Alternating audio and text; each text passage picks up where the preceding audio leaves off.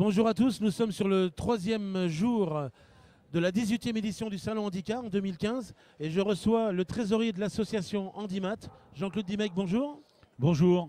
Bienvenue ici sur l'espace radio. C'est une idée qu'on avait eue ensemble et qu'on a initiée, qu'on a présentée à tout le monde. Et ça a été une adhésion assez sympathique et d'ensemble de la direction d'Handimat. Comment se sont passés ces 3 jours pour vous? Pour nous, ça a été une bonne expérience. C'est la première fois que je participe au Salon Handimat en tant qu'organisateur et trésorier de Handimat. Est-ce que c'est...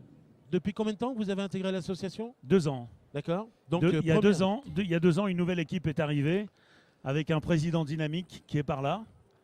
On a relancé.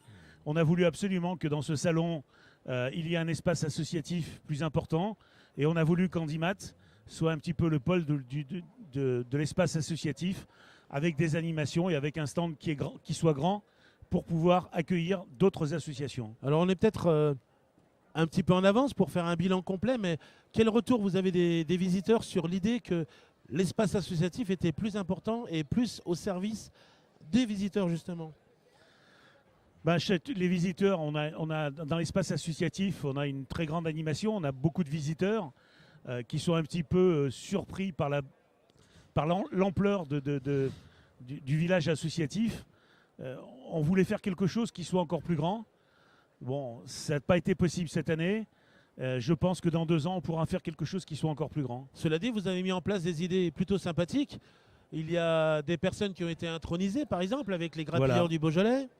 Certains ont bien abusé. On va dire, ils se sont bien pris au jeu de la dégustation notamment. Hein. Dans le cadre de l'animation, on a fait venir un groupe du Beaujolais qui s'appelle les Grappilleurs du Beaujolais. Et on a organisé 5 intronisations.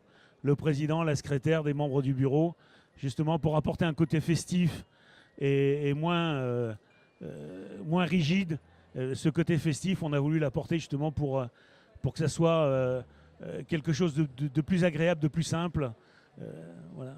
Par contre, des associations qui n'avaient pas d'espace, vous leur avez donné l'opportunité de venir se présenter aux visiteurs sur le vôtre d'espace. Tout à fait. Handicap Évasion, par exemple. Handicap Évasion. Handisport Lyonnais. Handisport Lyonnais. Qui fête leurs 50 ans cette année. Lyon Olympique Échec, justement pour apprendre à certaines personnes à jouer aux échecs. Lyon Olympique Échec organise des concours pour des handicapés. D'accord. Donc il faut aller sur leur site et voir un petit peu. On a eu 2 personnes super sympas. Ouais, merci messieurs. Ils sont en face de moi. Merci. Puis ils ont bien apprécié nos stagiaires. Ah, ça c'est autre chose. On avait des avocats. Oui, ça c'est la partie professionnelle à l'écoute et à disposition des visiteurs. Il y avait des avocats du barreau de Lyon qui étaient là pour faire des consultations gratuites pour les personnes qui avaient des problèmes d'aspect juridique sur le handicap. Elles se tenaient à leur disposition et il y a eu beaucoup d'échanges qui se sont produits grâce à ces idées et à mon avis beaucoup de réponses aux interrogations des visiteurs et c'était vraiment de bonnes expériences pour les 2 parties, hein, les professionnels ainsi que ceux qui venaient sur le salon. On a essayé d'apporter un côté festif et un côté professionnel. Je pense qu'on a réussi. Il y a peut-être des choses à améliorer. Il y a peut-être eu des imperfections. C'est notre premier salon en tant qu'organisateur de notre stand. Je pense qu'en 2017, on fera beaucoup mieux. Nous avons aussi eu l'occasion d'avoir, et ça c'est le côté international de l'association, une association tunisienne, Nouran, qui était nos amis tunisiens, Nouran. En tout cas, merci à toute l'équipe d'Handimat de nous avoir fait confiance. Handimat a créé le salon Handicap, il ne faut pas l'oublier. Oui. C'est Handimat qui a créé le salon Handicap. Handimat était une association qui était très respectée et il faut que Handimat revienne à son niveau. Tu es aussi gérant de PRH Handicap Je suis gérant de PRH. PRH est la structure qui est propriétaire du salon. Et donc je suis gérant parce que le président m'a fait confiance et m'a demandé de prendre la gérance de PRH, propriétaire du salon. Alors on a confié la gestion du salon à une société qui s'appelle Hades. Oui. Parce que en faisant du bénévolat, on ne peut pas organiser ce genre de manifestation. Il faut les saluer parce qu'ils ont porté le salon très haut. Et maintenant, vous avez aussi un héritage à faire valoir.